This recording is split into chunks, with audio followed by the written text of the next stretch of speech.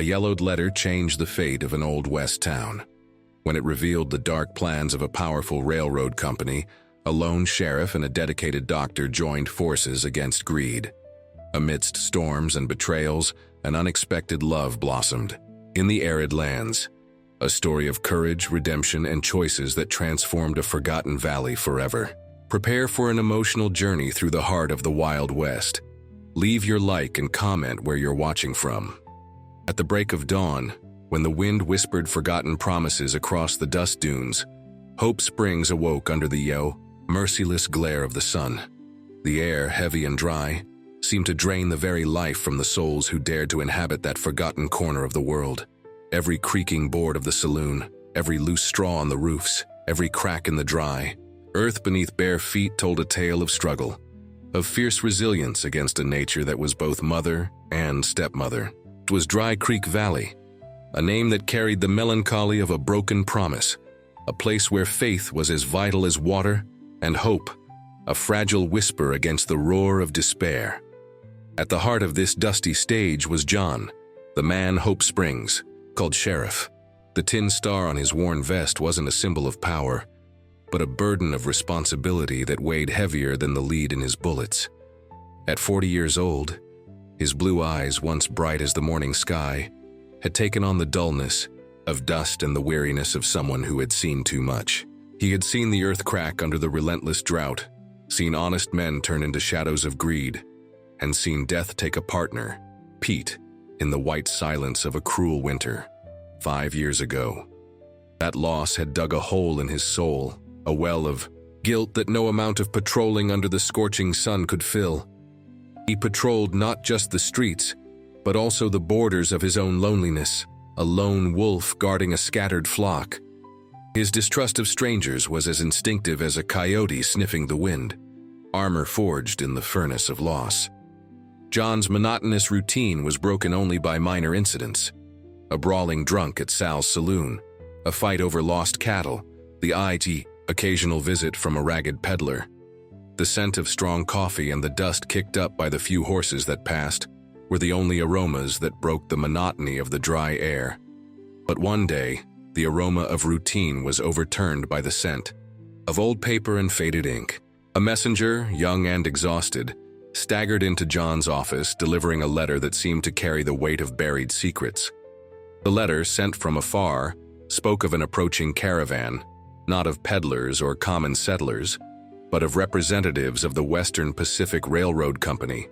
Their plans, outlined in the trembling lines on the paper, included the expansion of the rail line cutting the Dry Creek Valley in two. The news hit Hope Springs like a bolt from the blue. The murmur of uncertainty quickly turned into a buzz, then into shouts. The community, already on the verge of exhaustion from the relentless drought that had gripped the region for months, split like a stone cracked in two.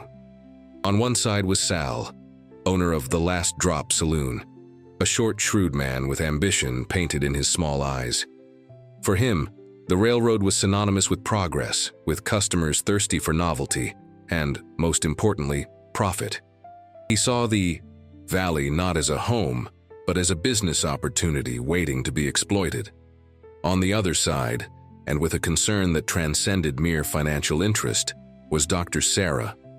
Having arrived just over a year ago, she had traded a life of comfort in the big city for the harshness of the West, driven by an inner calling that led her to serve where she was needed most. Her 30 years of life had already witnessed human fragility and the importance of compassion. She saw the railroad's arrival not as a promise of prosperity for all, but as a threat to the most vulnerable, the elderly ranchers, the families with little land, those whose lives were intrinsically tied to the slow, relentless rhythm of that valley. Her main motivation was protection, care, healing wounds, whether of the body or the soul. It was in John's office, a cramped cubicle that served as town hall, jail, and makeshift clinic, that their eyes met for the first time with an intensity that went beyond mere courtesy. The scent of ether and medicinal herbs Sarah carried with her, mixed with the persistent aroma of dust and leather. She had come to bring medical supplies, but also the concern that emanated from her like the heat of the sun. As she organized the vials on the makeshift shelf, Her fingers briefly brushed his over a box of bandages. A subtle shiver ran down John's spine. Accustomed to the harshness of life, he felt clumsy in the face of her quiet kindness. Sarah, sensing the invisible weight he carried, the loneliness that enveloped him like a shroud, handed him a small book bound in worn leather. "For the days when the horizon seems too distant," she said, her voice soft as a balm. It was a book of poems, something as incongruous in that dusty office as a flower in the desert. John took the book, feeling the texture of the leather beneath his calloused fingers. It wasn't a significant object in a practical sense, but the gesture, the intention behind it, hid a surprising depth. It was the first seed of an unexpected connection, planted in the infertile soil of that valley.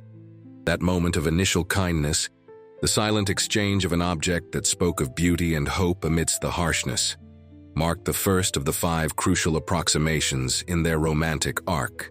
Days later, the first carriage of the Western Pacific Railroad Company arrived.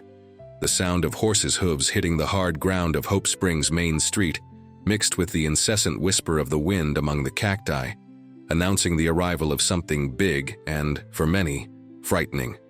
It was a strange sound in that usual silence, a harbinger of changes that seemed irreversible.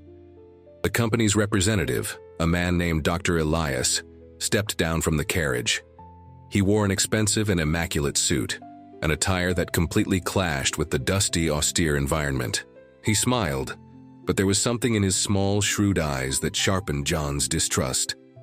Dr. Elias gathered the residents in front of the general store, promising prosperity, jobs, and a vital connection to the rest of the country.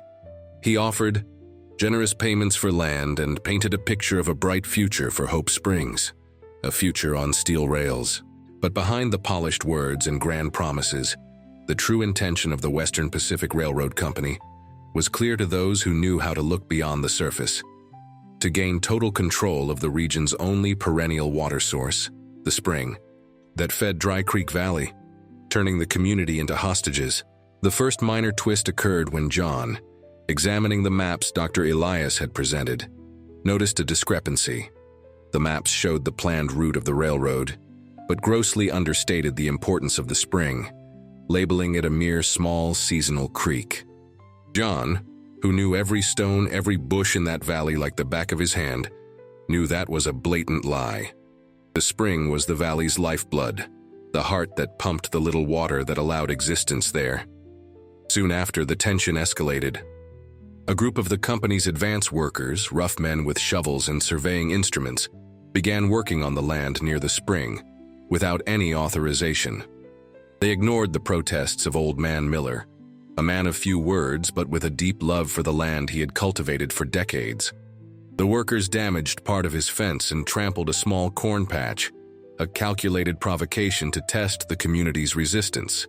This was the first moment of high tension and suspense after the conflict was introduced. The air grew heavy with the latent threat. Would there be a confrontation? How would the community react? The company's greed had shown its claws, and the valley seemed to hold its breath. A meeting was called at the Last Drop Saloon. The smell of cheap whiskey and tobacco hung in the air, saturated with emotion. The community was divided. Sal, with his shark's grin, vehemently defended the company, talking about jobs and progress. Others, pressured by the drought and the promise of easy money, nodded their heads in agreement. John remained leaning against the bar, watching. He was the wolf observing the herd, discerning the signs of fear and submission. He listened, but did not speak, his innate distrust preventing him from taking sides too quickly. Dr. Sarah, however, could not remain silent. She stood up, her voice clear and steady, echoing in the noisy saloon. She spoke about the importance of water, about the fragility of life in the valley, about protecting the elderly and the weakest, those who lacked the strength to fight against such a powerful force. She argued that true prosperity would not come from steel rails that would take the water away, but from preserving the life they already had. That night marked the second crucial step in John and Sarah's growing closeness. Leaving the stormy meeting, under a breathtaking starry sky, Sarah seemed tired but resolute. John, moved by an impulse he barely understood, offered to escort. her to the small house that served as her clinic and home. The creak of dry wood beneath their steps paced the conversation that followed. They talked about the sky, about the constellations that dotted the black immensity. John told her about the stories that the valley's ancient inhabitants told, about the stars they called guardians of the desert, guides for those lost in the vastness. The conversation flowed, awkward at first, but gradually finding its own rhythm, creating an unexpected intimacy under the indifferent gaze of the starry night. He felt a peace he hadn't experienced in years, a lightness that seemed to melt the armor of loneliness that enveloped him. The drought persisted, its grip tightening like an invisible noose. Cattle wasted away, crops withered. The Western Pacific Railroad Company, with its calculated cruelty, took advantage of the situation. Dr. Elias and his men began offering courtesy artesian wells to the desperate ranchers in exchange for signatures on land cession contracts. Many gave in, thirst and fear overcoming any remaining resistance. Small victories for the company, won at the cost of human despair. John tried to intervene, warning the ranchers about the fine print in the contracts, but his voice was just a whisper against the clamor of need. Each signed contract was a small defeat for him, a reminder of how hard it was to fight against such a well-capitalized and relentless enemy. A medium-impact twist arose a few weeks later. The original messenger, the one who had delivered the letter to John, was found unconscious on the outskirts of the canyon, injured and with his mailbag tampered with. His horse had fled. Sarah was the first to arrive at the scene, caring for him with her characteristic urgency and dedication. John accompanied her, his hawk eyes examining the scene. The bag was torn, the few letters scattered on the ground. But John noticed something crucial. Certain letters, those addressed to the neighboring county judge, had disappeared. It wasn't a common robbery. It was a targeted theft, orchestrated by someone who knew what to look for. This planted a seed of deeper suspicion. The company wasn't just buying land. It was silencing any voice that could legally oppose them. Who else knew about the existence of those letters? The third romantic approximation happened while caring for the injured messenger, a young man named Billy. Sarah's small house turned into a makeshift hospital. John and Sarah worked side by side, cleaning wounds, applying compresses. Their hands occasionally brushed over bandages or medical instruments, small electric shocks that seemed to ignore the gravity of the situation. The smell of antiseptic and Billy's low groan filled the air. It was there, in the tense quiet of care, that vulnerability found room to breathe. Sarah, exhausted and on edge, revealed to John, almost whispering, that she too carried a burden of guilt. She had left behind a younger sister ill when she left for the West in search of her purpose. The decision haunted her, a silent regret. John, in turn, spoke a little about Pete, the failure that haunted him. In that shared moment of pain and regret, they forged a bond of mutual understanding, souls marked by loss, finding momentary refuge in each other. Their faith in themselves, shaken by their pasts, found a small support in that shared space. The fourth month brought an even more severe drought. Dry Creek Valley seemed to surrender. The earth was so hard it cracked in intricate patterns, like the parched hide of an ancient creature. The lack of water turned desperation into panic. The Western Pacific Railroad Company, with Dr. Elias now acting like a patient predator, intensified its offers. Artesian wells were the bait, the land cession contracts the hook. The pressure was immense. More ranchers gave in, their hopes wilting along with the plants.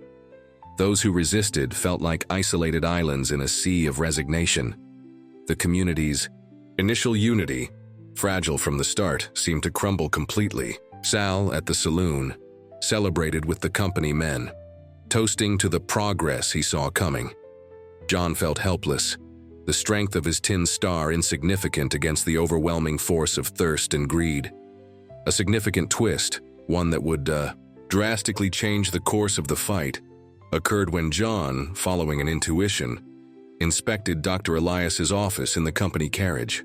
He found, hidden beneath a false floor, detailed documents and maps that revealed the true and terrible plan. Not just to acquire the spring, but to completely divert the course of the underground river that fed it, leaving Hope Springs at the company's mercy for any drop of water. It was a slow death sentence for the valley, a cruel strategy to force the few remaining holdouts to sell their land for any price.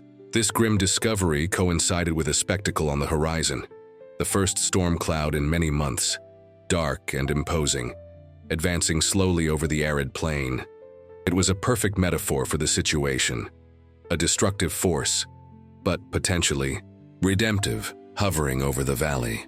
The earth seemed anxious, like a hungry animal waiting for prey. The fourth romantic moment happened during the preparations for the approaching storm.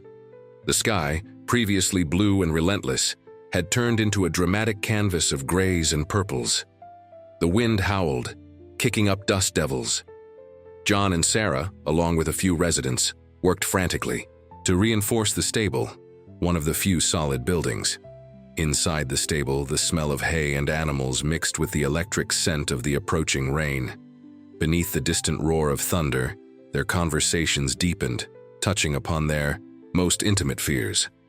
Sarah confessed her fear of never finding her place, of always being on the fringe, a stranger wherever she went. John, in turn, revealed his constant fear of failing again, of not being able to protect those who depended on him, reliving the guilt of not having saved Pete. The shared vulnerability, the whispered confessions while the world outside prepared to unleash its fury, created a bond that transcended words, a deep connection forged in the furnace of fear and hope. The storm arrived with unprecedented fury. The sky opened up, unleashing torrents of rain upon the parched valley. The sound was deafening, a constant roar that seemed to want to wash away the very existence of Hope Springs. The earth, unable to absorb so much water so suddenly, turned the dry creeks into furious rivers. A flash flood threatened to sweep away entire buildings. Amidst the chaos, a medium-impact twist confirmed John's suspicions. Sal, the saloon owner, was seen directing company men towards the spring, revealing himself as a paid ally of the Western Pacific Railroad Company. He had received promises of commercial exclusivity and a share of the future water profits. His betrayal exposed the fractures in the community's apparent unity, showing that greed could be stronger than the bonds of neighborliness. The climax of the danger arrived.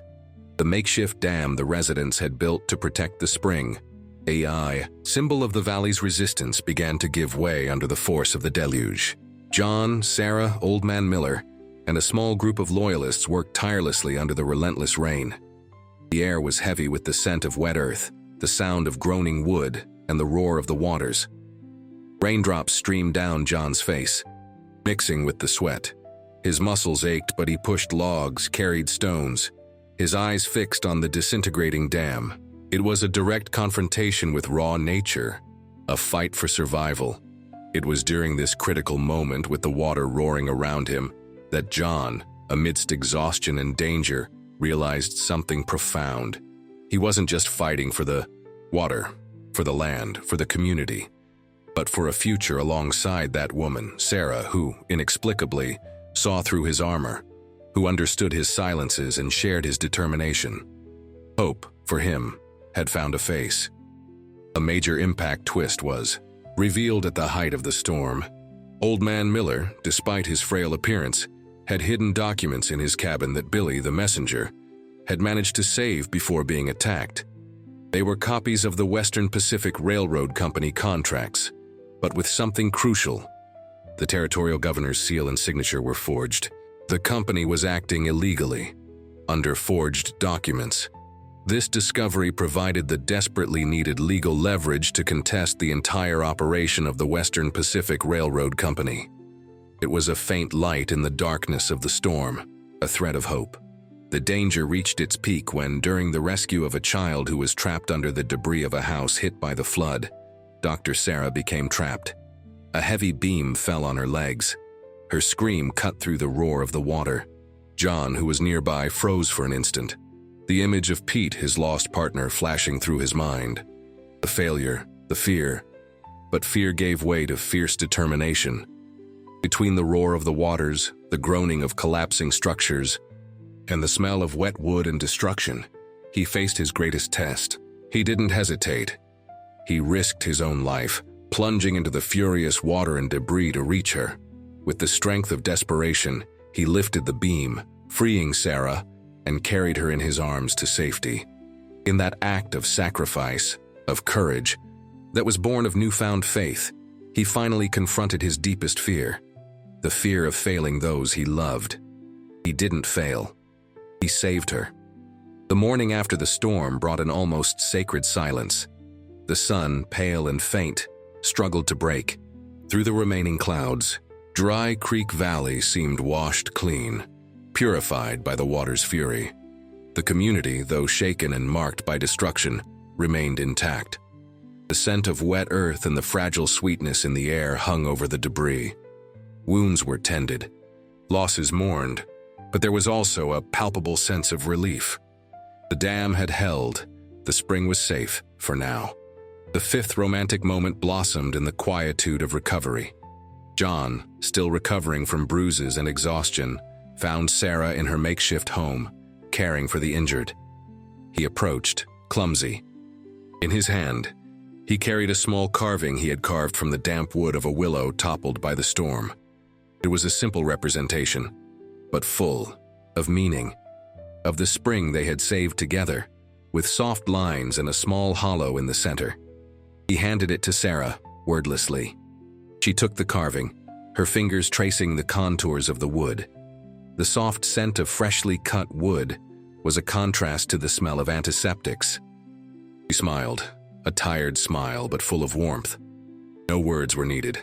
The gesture spoke of resilience, of hope, of a future he saw alongside her.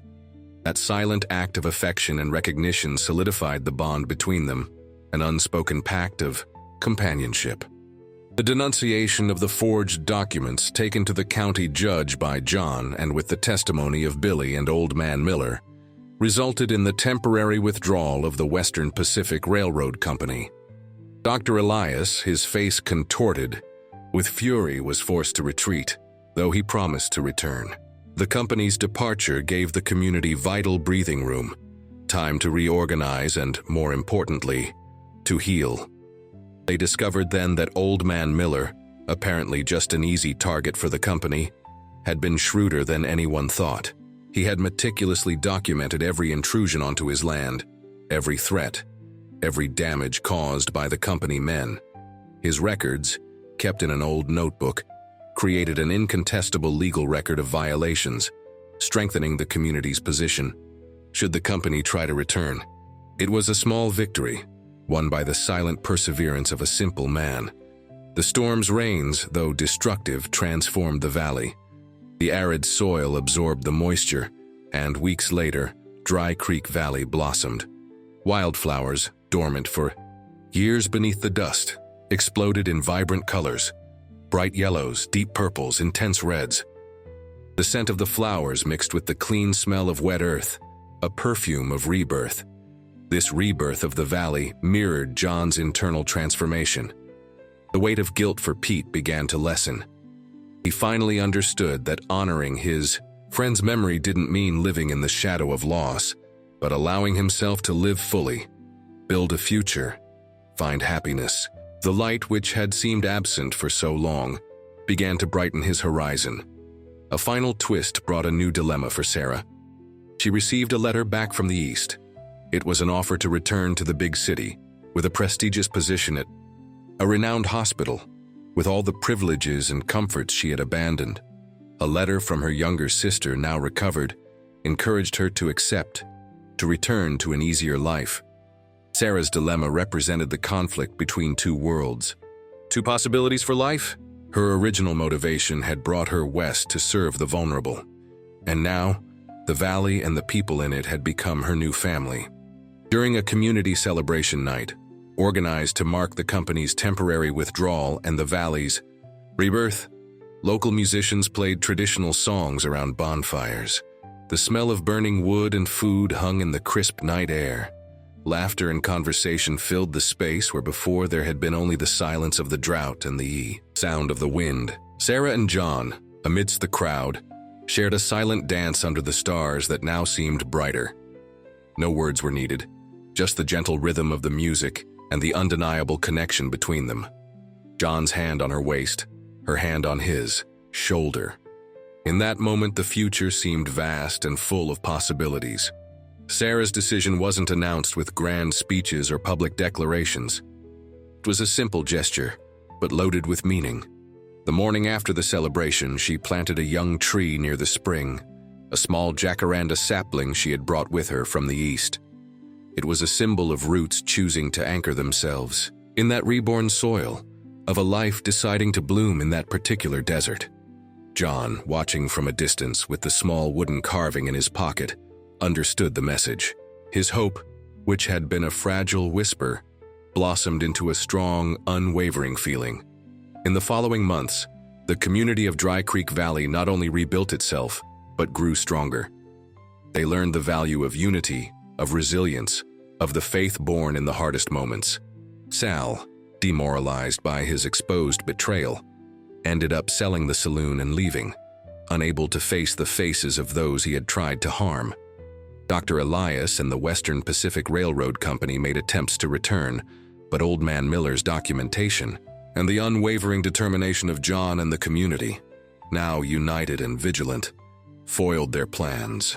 The fight wasn't completely over, but the valley was prepared. They were vigilant like wolves protecting their territory. John and Sarah continued to build their relationship, not with grand gestures from movies, but in the quiet of everyday life, in mutual care, in shared faith in the future of that place. She cared for the body's health, he for its safety. Together, they became the heart of the community, the light that guided in uncertain times. Dry Creek Valley didn't become the bustling, prosperous town that Dr. Elias had promised, but blossomed in its own way, an oasis of life and hope amidst the arid vastness. They learned that true wealth wasn't in gold or steel rails, but in the water that sustained life, in the land they cultivated, and in the bonds that united them. Hope, once a whisper, became a song carried on the wind that now blew softly across the renewed plains. The desert, watered by rain and determination, proved that life always finds a way to bloom. The journey had been hard, full of obstacles and losses, but it brought with it a profound lesson. That faith in those we love and the courage to fight for what we believe in can transform the most arid of deserts into a garden of possibilities. And you, when will you let hope bloom in your desert?